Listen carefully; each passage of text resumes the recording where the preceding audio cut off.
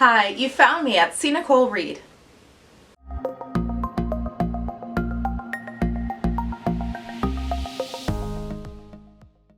Hi, I'm back this week to talk about Virgin River by Robyn Carr.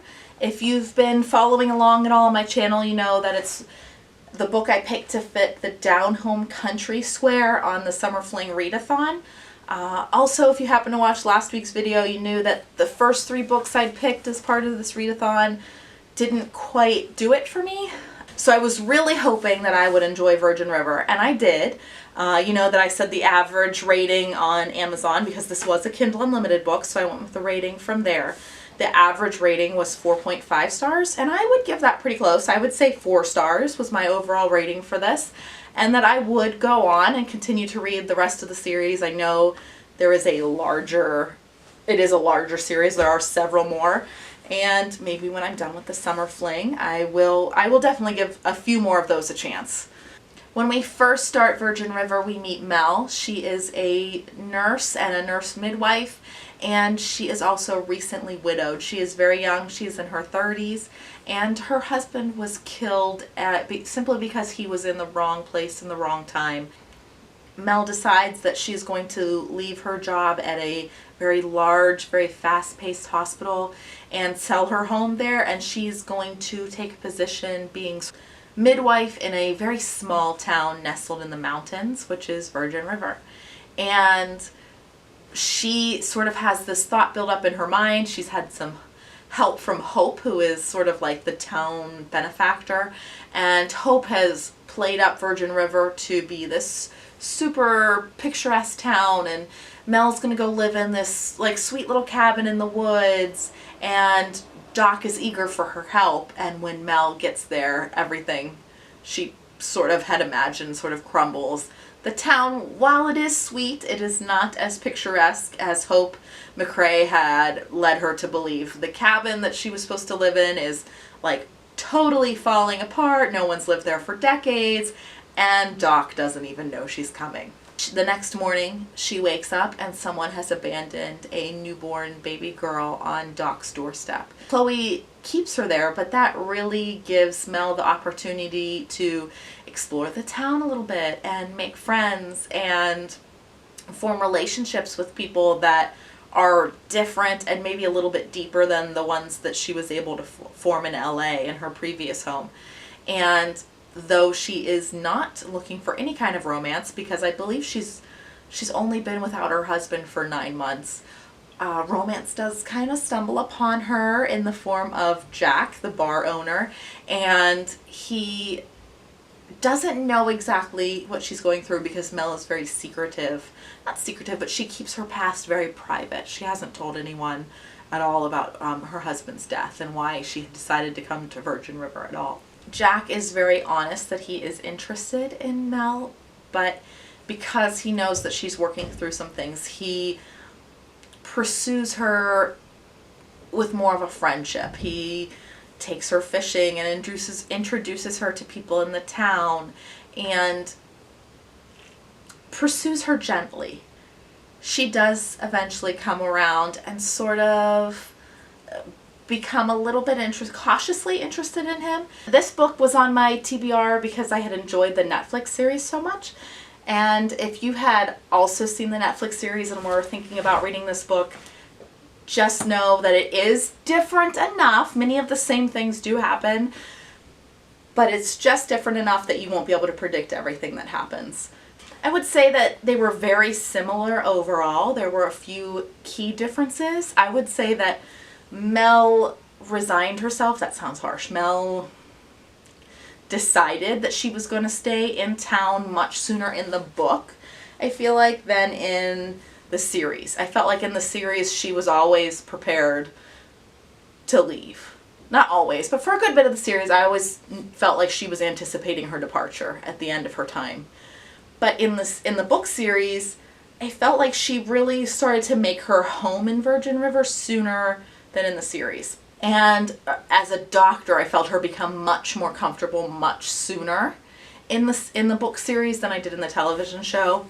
And I felt also in the book that Doc was still a little harsh and gruff, but he was much more accepting of her being there than it was portrayed in the series, the Netflix series. And I feel like that really helped with her transition and her decision to stay. And of course, her, she develops this relationship with the man who owns the bar, Jack. And I would say that she holds him at an arm's length equally as much in the book as she does in the show. She's not sure. I think that's a dog. She's not sure that she wants to enter a relationship with a man, or she's not sure that she wants to enter a relationship so soon after her husband's death. River. And I will also say that I thought this book was a very fair and honest representation of grief and of surviving, outliving someone that you had anticipated she had anticipated spending her life with her husband. She really thought that he was her one. And there were a couple things that I highlighted where she talks about grief that I thought I'd share with you. Mel says, the worst thing about grief is that it empties you. And you really see that in Mel in the book, and how hesitant she is to enter any sort of relationship with Jack. She's not looking for that. She truly doesn't want it. She has not moved on. That's not right. She has not truly processed her husband's death, and she sort of ran away from her whole life and their life they had together in LA and come here to avoid all that. At one point she talks about thinking about her life in Virgin River, and she says, and how good things are going for her, and maybe she is becoming a little bit interested in Jack, and she tells herself it's okay to feel something that doesn't hurt sometimes. And she thinks about how well she sleeps in Virgin River and how peaceful it is, and how she's forming relationships in a life here in Virgin River that she had not anticipated. So while this is, at the heart, it is a romance between Mel and Jack, it is also a story about Mel learning to live her life after the death of her husband. And you'll see if you read the book, I think she does that really well, and she makes a true little home for herself in Virgin River. A little bit more about Jack. I was surprised how quickly that a man resigned to being alone, maybe sort of being like a confirmed bachelor. He was decided he wasn't going to commit to a woman, how quickly he was head over heels in love with Mel, and how he still chose to pursue her after he didn't know at first, of course, what had happened to her husband. She kept that a secret. She didn't tell people in Virgin River that. But how patient he was with her while she worked through that.